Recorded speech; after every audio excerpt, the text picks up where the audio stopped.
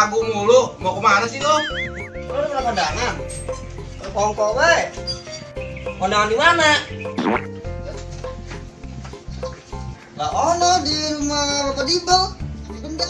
Oh iya nih, gua ke tangan pembeli 2 karung.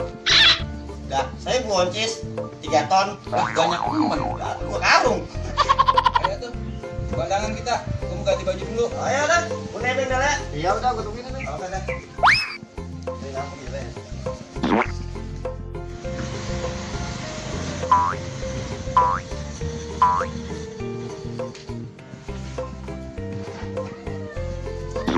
Ayo, katanya kondangan. Gawe mana? Ntar nungguinnya lagi ganti baju. Udah yuk. Ayo. Lu nunggu helm? Ora. Lu ke polisi kan? Ora udah, lewat dalam gua mah. Gua pakai helm ah, ngeri. Soalnya baik polisi.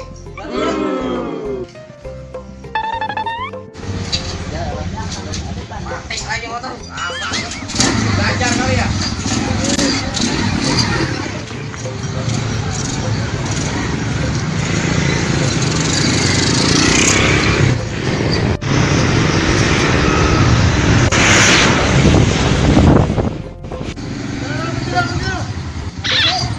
Ada polisi itu. Mana polisi lah. Tuh, untungnya apa? Mana itu taat aturan, pakai helm. Kayaknya mana ada polisi sih kalau seperti begini. Itu polisi. Mut, bentak tuh polisi.